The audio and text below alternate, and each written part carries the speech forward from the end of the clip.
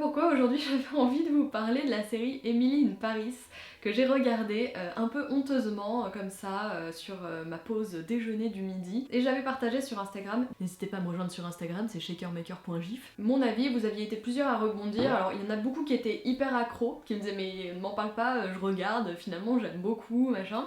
Il y en a d'autres qui m'ont dit ah c'est bourré de clichés, c'est nul, nanana. Et il y en a d'autres qui m'ont dit putain c'est bizarre que tu regardes ça, je sais que tu regardes des trucs des fois un peu auteur et tout.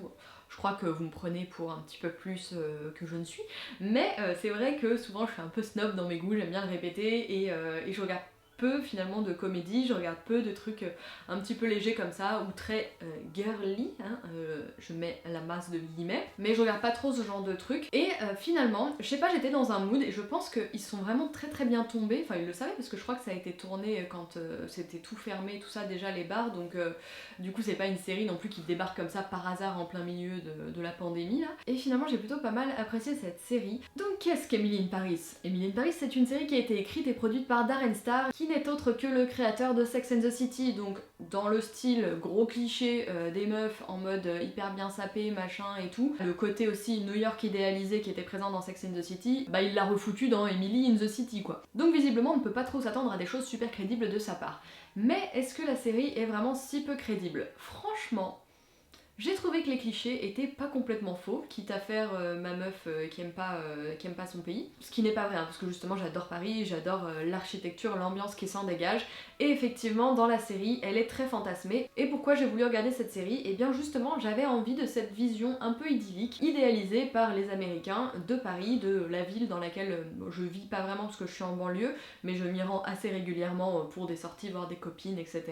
Et justement, j'avais envie qu'on me montre cette ville dans laquelle je vais régulièrement avec un œil très magique. J'avais besoin de ça et ça m'a fait plaisir de l'avoir assez idéalisée avec ses petites loupiottes, des petits quartiers un peu mignons, les petites terrasses de resto. Et franchement, c'est ce que la série m'a donné, mais pas tant que ça. Je m'attendais à un truc beaucoup plus merveilleux et il l'a pas non plus tant idéalisé que ça. Il a plutôt pointé du doigt les aspects un peu négatifs qu'on peut avoir dans une ville assez ancienne par rapport aux États-Unis, notamment les problèmes d'eau chaude, d'électricité, et trucs comme ça, côté un peu vétuste. Et le manque d'amabilité et de service à la personne aussi, qui était un petit peu dramatique. Si vous l'avez pas vu, je sais pas si je vais spoiler, mais en tout cas je vais vous donner un peu des éléments qui sont mis en avant dans la série, donc du coup voilà. Alors cette Emily, qui est-elle? C'est une jeune fille qui travaille dans une agence de marketing à Chicago et qui est plus ou moins mutée en fait à Paris pour donner sa vision américaine du marketing à une boîte de marketing également qui se trouve à Paris qui s'appelle Savoir. Sauf qu'elle est très mal accueillie par cette équipe française qui ne sont que des bourgeois snobs très désagréables habillés en noir, alors qu'elle arrive toute pimpante, colorée, sapée en Chanel. Et alors ça j'avais pas trop compris, déjà elle se fait accueillir en se faisant appeler la plouque et tout, enfin ça pour le coup c'est vraiment abusé parce que la meuf elle est habillée qu'avec des fringues de luxe etc. et elle se fait traiter de tous les noms comme si elle était en guenille, donc ça quand même j'ai un peu eu du mal à comprendre. Le premier épisode nous en met plein la vue parce qu'elle arrive dans une chambre de bonne, sauf que le truc il fait genre... ouais, fait, je sais pas, ça doit faire 40-50 mètres carrés quoi, et elle a une vue incroyable sur tous les toits de Paris et tout ça, elle domine tout. Donc voilà, personne ne trouve aussi rapidement une chambre de bonne de cette taille-là avec cette vue-là. Mais bon, ça permettait de donner le ton pour le reste de la série. Par contre, dans les trucs relativement vrais pour avoir quand même travaillé dans une chaîne de télé, même s'il y a énormément de gens qui travaillaient super tard, qui étaient très investis, etc., j'ai aussi vu cet aspect de personnes qui arrivent à 10h, à 11h, qui arrivent très tard, et ça ils l'ont pas mal pointé du doigt quand même dans la série, le fait que même les patrons arrivaient en dernier, donc ça ce qui est impensable aux États-Unis. Ça quand même j'avoue je l'ai un petit peu vécu, surtout dans ce genre de milieu. C'est pas une généralité mais dans ce genre de milieu créatif, c'est vrai qu'il y a un petit peu un décalage quand même des horaires. Mais en même temps, dans ces boîtes-là, ils sont aussi prêts à terminer à 22h, 23h, donc je pense que ça s'équilibre. Alors le truc vraiment abusé, c'est qu'ils sont soit désagréables, soit ils veulent la sauter. Donc c'est vraiment complètement binaire, hein. Alors effectivement à Paris on se fait un peu emmerder et les gens sont pas très agréables, c'est un fait, mais alors tout le monde, faut pas exagérer quand même, là c'était vraiment tout le monde. Et quand on termine la série, il y a quand même d'autres nationalités qui se sont représentées, il y a notamment des Italiens je crois, je sais plus s'il y a pas des Espagnols, bon. Donc bref, il y a d'autres pays qui en prennent aussi pour leur grade, et quand tu termines la série, tu te demandes s'ils sont pas en train de te dire que les Américains sont vachement mieux que tout le monde. Hein, voilà, faut pas déconner non plus, ils sont très sympas, ils sont très joviaux, mais s'il vous plaît un petit peu de mesure, hein.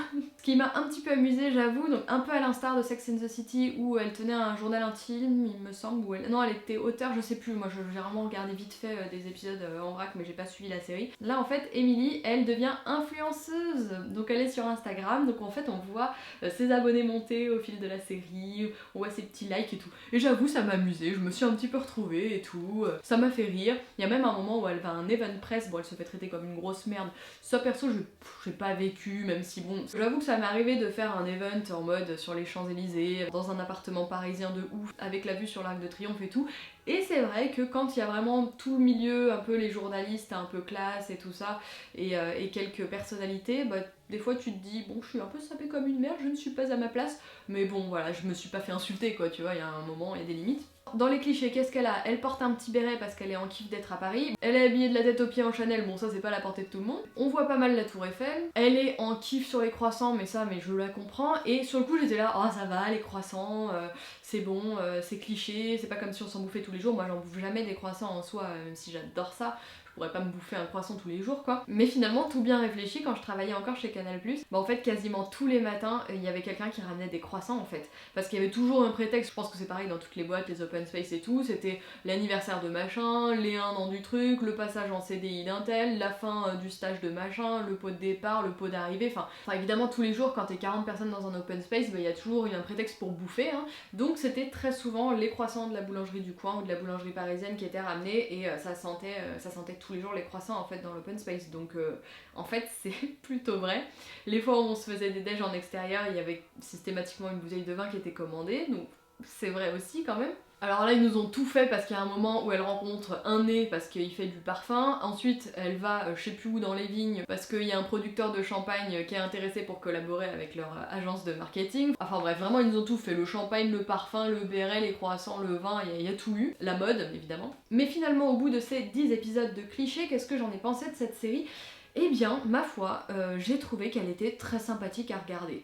Effectivement, ça vole pas haut, effectivement c'est cliché, mais on se prend vite au jeu. Chaque épisode est une petite pastille effectivement de la culture française qui est caricaturée, parodiée, parfois à l'extrême, mais ça permet de s'évader un petit peu, de redécouvrir notre patrimoine français qui est ma foi très sympathique, avec une vision tantôt idéalisée et tantôt critiquée. En visionnant la série, j'ai fait le choix de prendre ces caricatures comme le ressort comique en fait de la série, et finalement ça m'a fait rire. J'ai pas regardé la série avec des yeux en mode c'est n'importe quoi, c'est pas comme ça que ça se passe, regarde, elle fait pas ça, machin. Non, c'est juste le ressort comique, la manière de rendre la série humoristique finalement, bien c'est de grossir au maximum les traits du parisien type, ou en tout cas de la vision qu'en ont les Américains. Donc en définitive, est-ce que je vous recommande cette série ?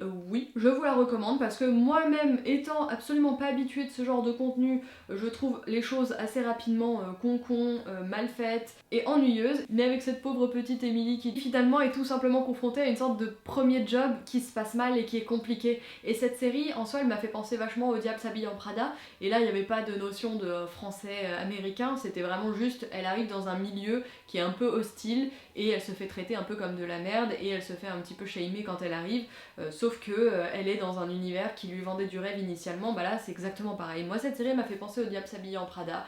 Ah oui, j'ai kiffé ses tenues aussi, et moi à chaque fois j'étais là, oh, j'aime bien comme elle est habillée et tout, parce qu'en ce moment j'ai un petit regard, bon ça se voit peut-être pas aujourd'hui, mais moi en ce moment je suis un peu en kiff sur la mode, je redécouvre plein de trucs. En ce moment j'aime trop la mode, je crois que c'est un peu de la faute de Lena Situation, je re-regarde les vidéos de Loïc Prigent et tout ça, voilà. Donc ça m'a fait du bien de regarder Emily in Paris, ça m'a donné un petit vent de fraîcheur, comme ça j'ai kiffé. J'espère que cette vidéo vous aura plu, dites-moi en commentaire si vous l'avez vue ou non, si je vous ai donné envie de la voir ou pas, si je vous ai décidé, franchement ça se regarde hyper vite, c'est très sympathique. Moi j'ai kiffé. Si vous voulez me soutenir, n'hésitez pas à mettre le mot cliché AY s'il vous plaît dans les commentaires et à liker cette vidéo. Je vous fais des bisous et je vous dis à très vite, salut!